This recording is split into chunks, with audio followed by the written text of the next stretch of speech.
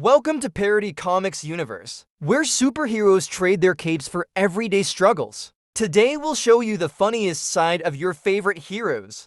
Sit back, relax, and get ready to laugh, because even legends have ordinary problems. First, Batman as an Uber driver. It was a quiet night in Gotham, the kind of night where the city whispered secrets and the shadows held their breath. Somewhere high above, a figure brooded, his cape fluttering against the cold wind. The Dark Knight, the world's greatest detective, the silent guardian of justice, and at that very moment, his phone buzzed. "You've got a ride request, pick up in 3 minutes." Batman squinted at the screen of his Uber driver app. Yes, even heroes had bills to pay. The Batmobile, after all, didn't run on justice alone. Gas was expensive, Alfred kept reminding him, and Wayne Enterprises hadn't exactly approved badge-related expenses. He pulled up to the curb. The Batmobile screeched to a stop, and two college students stared at the jet-black armored car with wide eyes. Is this Uber?" one asked cautiously. Batman's gravelly voice answered, "Get in." The interior was pitch black, only faint red lights glowing from the dashboard. A haunting orchestral track played through the speakers, something that sounded like it belonged in a funeral, not a car ride. "Dude, can you, change the music?" The passenger whispered. Without a word, Batman tapped the console. The music shifted from ominous strings to an even darker choir chant. "Bro, no, play some pop or something." Batman growled. "Justice doesn't listen to pop." The students exchanged nervous looks. The GPS chimed cheerfully, "Turn left at Crime Alley." Batman's jaw clenched. His hands gripped the steering wheel. "Don't mention that street," he muttered, voice dripping with trauma. At the red light, another car pulled up beside them. A random driver glanced over, confused. The Batmobile revved like a beast, flames shooting from the exhaust. The student screamed, "No street racing, man. We just want to get to Taco Bell." When they finally arrived, one of the students hesitated before leaving. 5 stars, I guess." Batman turned his head slowly, eyes glowing white in the shadows. 5 stars or vengeance." The kid tapped 5 stars instantly. As the Batmobile roared off into the night, the students swore they heard him whisper to himself, "Uber by night, justice by dawn." Second, the Flash as a pizza delivery guy. The city clock struck 6 and Central City was hungry. Neon lights buzzed, phones dinged with app notifications, and the sound of rumbling stomachs filled the evening air. But tonight, salvation came not from superheroes battling cosmic threats, no. It came from a single man in red spandex, holding a stack of greasy pizza boxes like the fate of the world depended on it. Barry Allen, the Flash, wasn't fighting villains tonight. He was fighting lateness. The pizza place's slogan was simple, 30 minutes or it's free. For most delivery guys, that was a stressful promise. For Barry, it was a challenge. He grinned beneath his mask as he blurred past traffic, a red streak slicing between honking taxis and startled pedestrians. "Order for Johnson, extra cheese, no olives." He muttered, checking the receipt as he zoomed. "Got it. Easy." Except nothing about being the world's fastest pizza guy was easy. One sharp turn and whoosh, half the toppings peeled away, sticking to a lamppost like abstract art. He gasped, "No, no, no! That's not covered by the guarantee." Barry stopped for a split second, zipping into a grocery store, grabbing shredded cheese, and topping the pizza back up before anyone noticed. The cashier only blinked at the blur of wind that had just robbed the dairy aisle. Minutes later, he arrived at the customer's door, heart pounding, pizza box steaming. He rang the bell. A tired man opened it, frowning. "You're early," the man said flatly. Barry puffed out his chest. "That's what I do." The man squinted at the delivery uniform stretched awkwardly over the Flash suit. "Wait a second, aren't you the Flash?" Barry froze. No, I'm just really fast at customer service." The customer shrugged, grabbed the pizza, and shut the door. Barry let out a sigh of relief. But then his earpiece crackled, Justice League calling. "Flash, we need you at the Watchtower." Now, Barry looked at the next order slip in his hand. Pineapple Supreme, 5 miles away. He groaned. "Can it wait? I'm kinda saving dinner." Because tonight, Barry Allen wasn't just the fastest man alive. He was the fastest delivery guy the world had ever known. And as long as there were hungry mouths, his race was never over.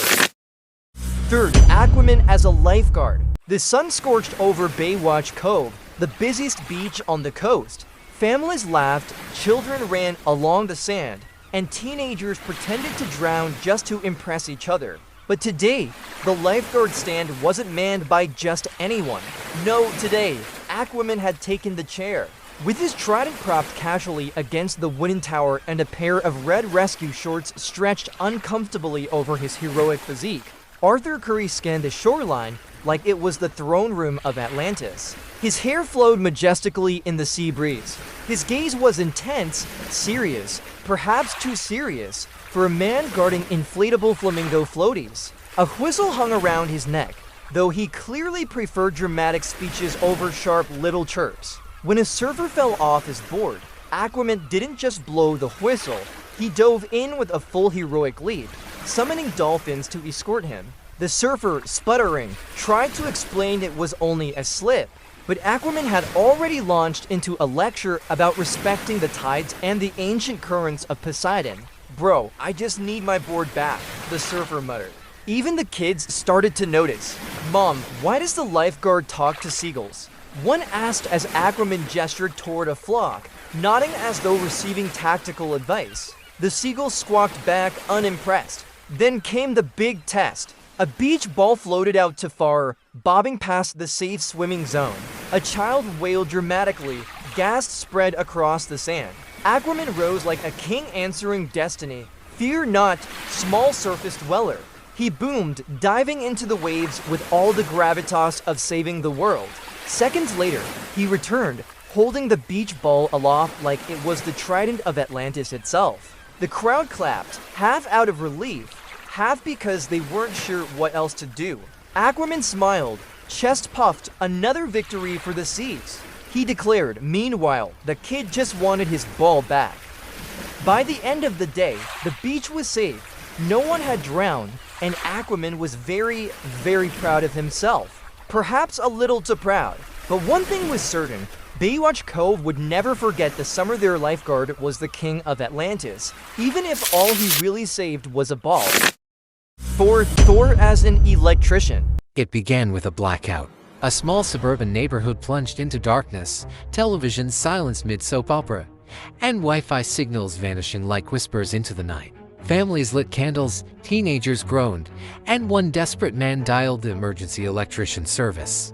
What he didn't expect was Thor himself answering the call.